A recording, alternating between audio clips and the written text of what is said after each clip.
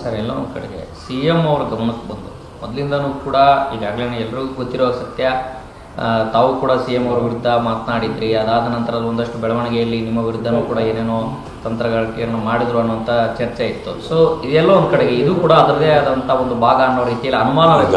ನಾನು ಏನು ಮಾತಾಡಿದ್ರೆ ಅದು ಮುಖ್ಯಮಂತ್ರಿಗಳ ವಿರುದ್ಧ ಅಂದರೆ ನಾನೇನು ಮಾತಾಡೋಕ್ಕಾಗಲ್ಲ. ನಾನು ಎಲ್ಲೂ ಸಹ ಅವ್ರ ಹೆಸರು ಹೇಳಿಲ್ಲ, ಅಥವಾ ಎಲ್ಲೂ ಸಹ ಅವರು ಅಂತ ನಾನು ಹೇಳಕ್ಕೆ ಹೋಗಲಿಲ್ಲ. ಕೆಲವು ವಿಚಾರಗಳನ್ನು ರಾಜಕೀಯವಾಗಿ ನಾವು ಸುದೀರ್ಘವಾದ ಅನುಭವ ಇರೋದ್ರಿಂದ ಮಾತಾಡ್ತಾ ಇರ್ತೀವಿ. ನಾನು ಕುಂಬಳಕಾಯಿ ಕಳ್ಳ ಅಂದರೆ ಹೆಗಲು ಮುಟ್ಟು ನೋಡಿಕೊಂಡ್ರೆ ನಾನೇನು ಮಾಡೋಕ್ಕಾಗುತ್ತೆ. ಸರ್, ಇನ್ನೊಂದು ಒಳ ಮೀಸಲಾತಿ ವಿಚಾರಕ್ಕೆ ಮೊನ್ನೆ ರಾಜ್ಯ ಸರ್ಕಾರ 341ನೇ ಅನುಚ್ಛೇದನ ತಿದ್ದುಪಡಿ ಮಾಡಿ ಶಿಫಾರಸು ಮಾಡಿದೆ ಸರ್. ಆ ಕಡೆ ಕೇಂದ್ರ ಸರ್ಕಾರನೂ ಕೂಡ ಒಂದು ಸಮಿತಿ ಮಾಡಿದೆ ಈಗ ಅದನ್ನು ಜಾರಿ ಮಾಡಬೇಕು ಅನ್ನೋಂಥದ್ದು. ಸೊ ನಿಮ್ಮ ಅನುಭವದಲ್ಲಿ ನಿಜವಾಗ್ಲೂ ಈ ಕೇಂದ್ರ ಸರ್ಕಾರ ಈ ಒಂದು ನಿರ್ಧಾರವನ್ನು ತೆಗೆದುಕೊಂಡಿದ್ದು ಎಲ್ಲೋ ಒಂದು ಕಡೆಗೆ ಕಾಂಗ್ರೆಸ್ಗೆ ಎಫೆಕ್ಟ್ ಆಗತ್ತಾ ಅನ್ಸೋದು? ಅಲ್ಲ, ಅದನ್ನು ಈ ಒಳ ಮೀಸಲಾತಿ ವಿಚಾರ ಭಾಳ ವರ್ಷಗಳಿಂದ ಅದು ಪೆಂಡಿಂಗಲ್ಲಿದೆ. ಈಗ ಹಿಂದುಳಿದ ವರ್ಗದವರ ಎಲ್ಲೂ ಸಹ ಒಳ ಮೀಸಲಾತಿ ಬರಬೇಕು ಅಂಥೇಳಿ ರೋಹಿಣಿ ಕಮಿಷನ್ ಅಂತ ಕೂಡ ಡೆಲ್ಲಿನಲ್ಲಿ ಮಾಡಿದ್ದಾರೆ. ಅದು ಈಗಷ್ಟೇ ಅವರ ವರದಿಯನ್ನು ಕೊಟ್ಟಿರಬೇಕು. ಈ ಸಂವಿಧಾನ 338, 339 ದಲಿತರು ಮತ್ತು ಆದಿವಾಸಿಗಳ ಇವರಲ್ಲಿ ಏನಾದರೂ ತಿದ್ದುಪಡಿ ಮಾಡಬೇಕಂದ್ರೆ ಅದು ಕೇಂದ್ರ ಸರ್ಕಾರ ಅದನ್ನು ಸಹ ಪಾರ್ಲಿಮೆಂಟೇ ಮಾಡಬೇಕಾಗುತ್ತೆ.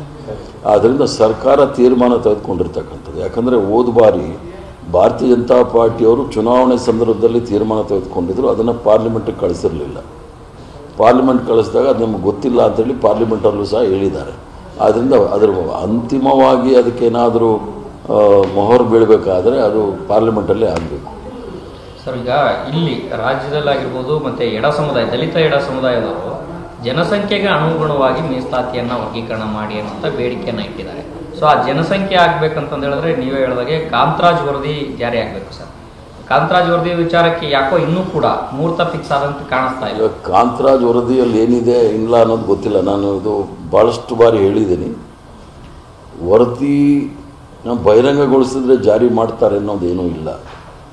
ವರದಿಯಲ್ಲಿ ಏನಿದೆ ಅನ್ನೋದು ಬಹಿರಂಗಗೊಳಿಸಬೇಕು. ಸಾರ್ವಜನಿಕ ಕ್ಷೇತ್ರದಲ್ಲಿ ಚರ್ಚೆ ಆಗಬೇಕು. ಚರ್ಚೆ ಆದ ನಂತರ ಅದರಲ್ಲಿ ಒಳ್ಳೆಯದು ಕೆಟ್ಟದೇನಿದೆ ಅಂತ ನೋಡ್ಬೋದು.